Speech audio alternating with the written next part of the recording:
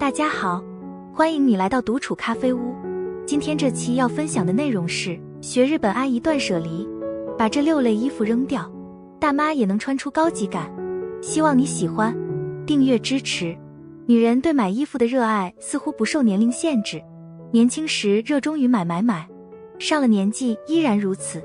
然而，奇怪的是，我们很少看到有人扔衣服，这是因为在多数人心中，都存在这样一种观念，扔掉觉得可惜，穿上又显得俗气，留下又占地方，最终的结果往往是衣柜被塞得满满当当，却依然觉得自己少一件。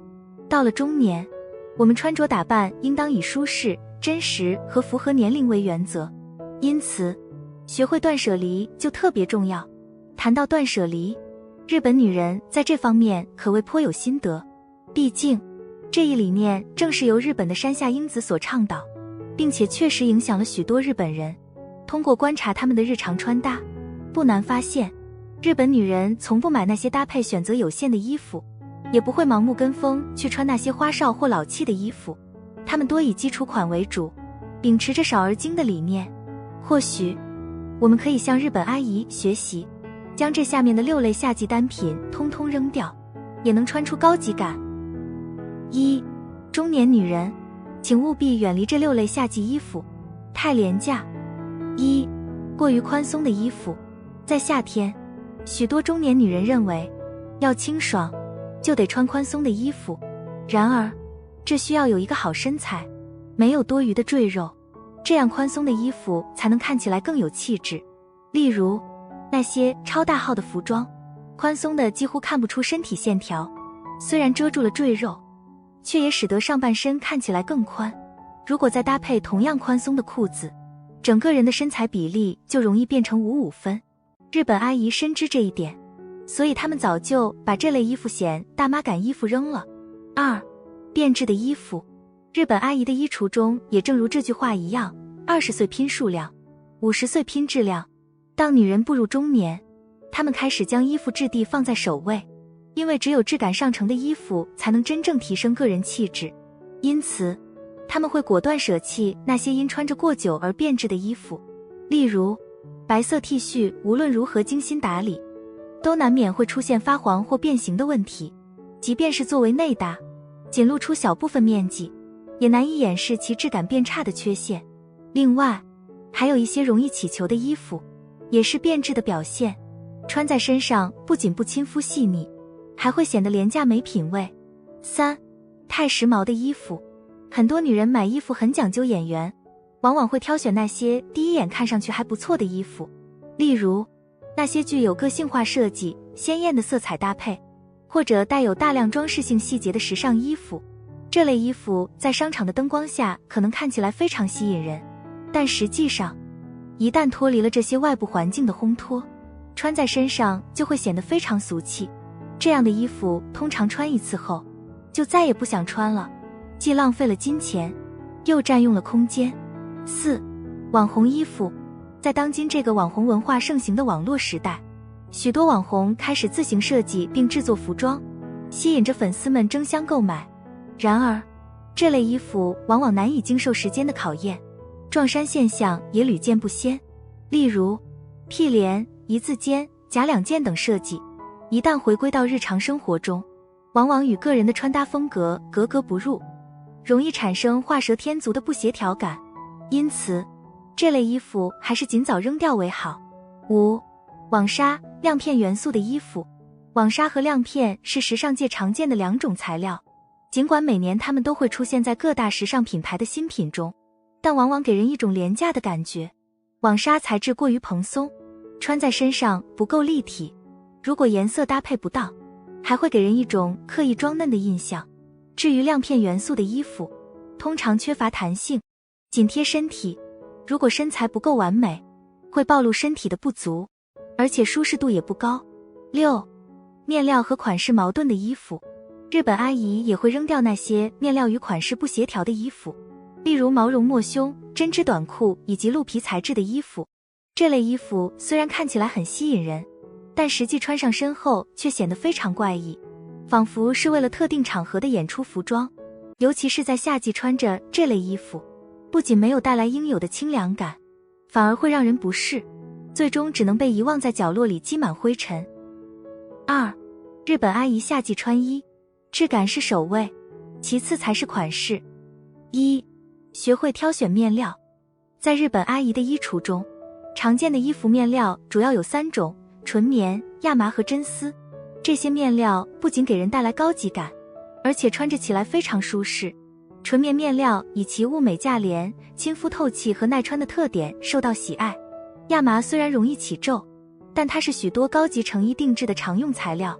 真丝则因其如珍珠般的光泽，被誉为纤维皇后，常被用来制作展示高雅气质的衣服。这3种面料各有其独特优势，可以根据个人喜好和需求来选择。2. 学会挑选款式。如果上半身较为丰满，可以选择适度露肤。日本女人和普通人一样，也会面临身材方面的困扰，因此她们在选择服装款式时，会根据自身的身形特点进行挑选，以达到扬长避短的效果。上半身较胖显瘦，最简单的方法是选择 V 领或 U 领设计的衣服，适度露肤。此外，打造出小蛮腰的效果也很关键，可以选择收腰款、高腰设计，或者将衣角塞入下装，这样不仅让整体穿搭更具呼吸感，还能拉长身形。如果下半身较为丰满，选择廓形款式，针对下半身较胖的身形。日本女人通常会优先选择廓形衣服，以遮盖下半身的赘肉。例如，腿部较粗或胯部较宽的女人，如果穿过于紧身的裤装或裙装，容易暴露身材缺陷，堪称翻车现场。最好选具有廓形设计的裤装或裙装，它们既能突出身材优势，又能有效弱化下半身的视觉存在感。3. 学会打造胶囊衣橱。日本阿姨在整理衣橱时，遵循少即是多的理念，她们不会追求过多复杂或新颖的衣服，而是更注重简单衣服带来的舒适感。在打造自己的胶囊衣橱时，我们可以将衣服按照类别进行划分，分为基础款、设计款和点缀款。建议的比例是7:2:1，这样可以确保衣橱既实用又易于搭配。基础款可以满足日常穿着需求，设计款可以为衣橱增添特色，点缀款则用于点缀和提升整体造型。通过这样的方法，我们可以有效地管理衣橱，避免不必要的浪费，同时也能享受到穿衣的乐趣。3. 夏季有这4类单品就够了。1. Polo 衫。Polo 衫也称为运动衫，它结合了休闲和优雅的特点。与普通的 T 恤相比， Polo 衫看起来更有气质。领口的小翻领设计不仅能够拉长脖子的线条，还能遮盖背部的富贵包。此外， Polo 衫的款式通常紧随时尚潮流，选择 Polo 衫的颜色也很关键，不建议选择深色系，否则会很显老。相比之下，低饱和度的浅色系搭配能让人更有活力，很衬肤色，特别时尚新颖。2. 衬衫。衬衫的款式琳琅满目，堪称时尚界的常青树。不过，在穿着衬衫时，可以适当解开2、3颗扣子，这样不仅得体，还显脸小。此外，还可以尝试将衬衫塞衣角。由于衬衫的面料通常较为轻薄，塞进下装后不会在腰间形成鼓包，反而能优化身材比例，让腿部线条更显修长。即便是小个子，也能轻松打造大长腿效果，气场十足。3. 阔腿裤。阔腿裤已经成为腿部线条不完美的女人的必备品。这种裤子在走路时给人一种随性而大气的感觉，同时它还有很好的遮肉效果，让人看起来更苗条。与以往流行的黑色阔腿裤相比，现在更多人开始青睐灰色的款式。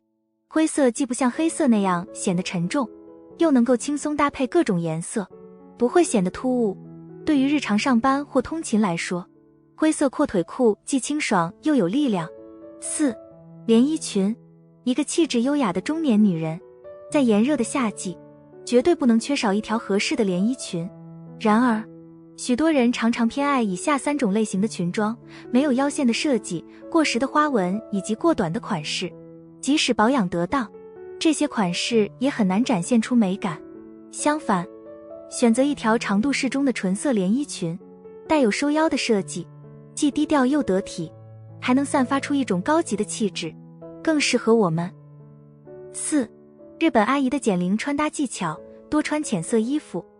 暗沉的颜色容易让人显得老气，因此需要谨慎选择。随着年龄增长，胶原蛋白逐渐流失，面部皱纹和暗沉会愈发明显，整个人看起来会显得沧桑。在这种情况下，服装颜色的选择尤为重要，因为不恰当的色彩会直接暴露或加剧老态。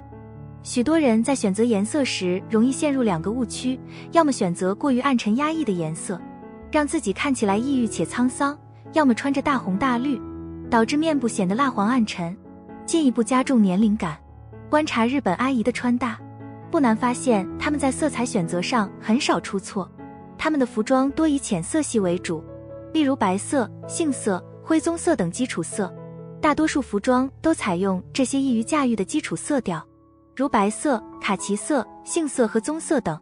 当然，为了避免穿搭显得单调乏味，他们也会选择一些带有小设计的款式，比如加入荷叶领、灯笼袖、褶皱或飘带等简单却能起到良好点缀效果的元素。除了基本的颜色，日本阿姨也会挑选一些鲜艳的颜色，因为这样可以提亮肤色，显得更加年轻。鲜艳的颜色更容易达到这个效果。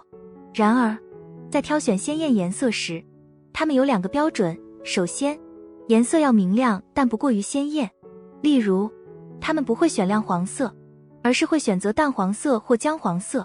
他们也不会选择荧光色，而是偏好那些清浅雅致的莫兰迪色系。其次，他们喜欢简约的款式，当颜色变得鲜艳时，款式就需要简单一些，否则过于花哨的设计容易显得俗气，也会让肤色显得更暗沉。5. 跟着日本阿姨学配色，穿出高级感。1. 明暗交替，经典的黑白搭配能够很好地展示出穿搭的精致和细节处理。这2套搭配就是很好的例子。他们采用了基础款式的衬衫，这些衬衫虽然简单，但都带有一些小巧的设计元素。将这样的衬衫与黑色的西装裤或伞裙相搭配，看起来非常简洁，但实际上却能够很好地展现出女人的干练和智慧。这种搭配方式同样适用于白色与卡其色、杏色与棕色等基础色调的组合。2. 色彩点缀，对于鲜艳色彩，日本阿姨更常用的搭配技巧是利用基础色进行中和与平衡。鲜艳的颜色往往存在感很强，因此要保持其美感，就需要用简约的色彩来衬托。例如，这2套穿搭中的色彩已经非常明亮，但通过藏蓝色和白色的映衬，整体效果显得非常干净，毫无俗气之感。这一思路同样可以运用到我们日常的穿搭中。例如，当全身的搭配较为简单基础时，可以选择一双亮色的鞋子，或加入亮色的丝巾、帽子或包包等配饰。这些小配件不仅不容易出错，还能瞬间提升整体造型的亮度。3. 色彩呼应，近年来，同色系搭配在时尚界非常流行，但在日常生活中，能将同色系穿得好看的人却不多，穿不出彩不说，甚至显得俗气。这是因为大面积的亮色不仅增加了驾驭难度，还更容易暴露身材上的不足。相比全身同色系的穿搭，采用色彩呼应的方式更容易穿出彩。例如，这套搭配中，丝巾与裤子颜色相呼应，既起到了点缀效果，又不会显得过于夸张或艳俗。6. 日本阿姨的这5点穿搭技巧，对衣品提升有帮助。技巧1：一衣多穿的穿衣法则。日本阿姨的衣橱中大多以基础款服装为主，但这并不妨碍她们将每件衣服的利用率发挥到极致。以我们之前推荐的衬衫为例，这件单品可以通过多种方式搭配出不同的时尚效果。例如，它可以单穿、叠穿，作为外套穿着，或者简单的披在肩上。只要掌握了这一穿搭法则，就能轻松实现多样化的造型。技巧2：腰线营造。你注意到了吗？日本阿姨尽管都穿着宽松的衣服，却很少看起来邋遢或松垮。关键在于她们在搭配衣服时，总是努力突出腰部线条。腰部线条是穿衣搭配的基础，它比身材的优劣更能影响整体的气质。因此，即使身材不是特别完美，突出腰部线条也是很重要的。技巧3：繁简结合。在夏季，许多服装款式都较为基础，若想穿出时尚感，需注重服装的繁简搭配。例如，可以选择简约的上衣搭配碎花半身裙，通过这种组合，利用服装的特质来提升整体造型的视觉美感，避免穿搭显得单调乏味。技巧4：穿裙不配运动鞋。日本女人在穿着裙子时很少搭配运动鞋，即便是白发苍苍的阿姨，也多会选择更具气质的平底鞋，例如单鞋、乐福鞋，甚至高跟鞋等，以凸显她们出众的气质。虽然运动鞋的舒适度无可比拟，但当穿着裙子时，建议还是搭配更具气质的鞋子为宜。技巧5：利用细节提升穿搭精致度。日本阿姨在穿搭上尤其注重细节，年龄大了，她们通常不会留长发，转而选择利落的短发，这样不仅便于打理，还能提升视觉重心，达到显高显瘦的效果。此外，她们还会搭配一副小框架眼镜，为整体造型增添几分书卷气息。选择何种生活方式完全取决于个人偏好。如果欣赏日本阿姨那种断舍离的极简生活，可以借鉴他们的选款方式。如果你感到生活压力较大，想要通过购物来犒劳自己，那也未尝不可。最重要的是，一切都要以自己的喜好为出发点。余生，愿我们都能开心长乐。人到中年，生活像团乱麻，越理越烦。很多时候，日子过得不顺心，是因为心里背着太多没用的包袱。想要活得通透自在，不妨试着丢掉这4样东西。首先要丢的是过度敏感的心，别人随口说句话，就琢磨半天是不是在针对自己，亲戚朋友一个眼神，就开始怀疑是不是哪里做得不好，总把别人的评价当成标尺，活得小心翼翼。其实，大家都忙着过自己的日子，与其花心思猜来猜去，不如把注意力放回自己身上，学会钝感一点，把敏感的精力用在经营生活、照顾自己上，反而轻松许多。第2样该扔的是放不下的过去，年轻时犯过的错、错过的人、受过的委屈，别再反复拿出来咀嚼。就像衣柜里过时又破旧的衣服，留着占地方，穿出去又不合时宜。过去的事改变不了，总揪着不放，只会让当下的生活也蒙上阴影。不如翻篇向前看，每一个明天都是新开始。第3，无意义的社交也该果断舍弃。那些酒桌上的塑料姐妹花，平时不联系，一见面就攀比炫耀，还有总让你帮忙，却从不考虑你难处的朋友，这种社交，去一次累一次，还不如窝在家里看本书、追个剧舒服。把时间留给真正懂你、疼你的家人和知己，圈子小一点，感情反而更真。最后，别再做讨好型人格，总想着照顾所有人的感受，委屈自己成全别人，结果换来的可能是别人的理所当然。孩子、老公、父母都重要，但自己更重要。学会拒绝不合理的要求，把我愿意、我喜欢放在第一位。只有先爱自己，才能有余力爱别人。中年不是下坡路，而是人生的新起点。把没用的东西从生活里清出去，才能腾出地方装下美好。往后的日子，轻装上阵，为自己而活，才能越过越顺心。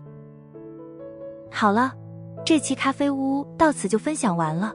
如果内容对你有所帮助，麻烦你订阅和分享给身边的朋友。欢迎留言和投稿，在咖啡屋与我们一起学习别人的最好，遇见更好的自己。我们下期节目见。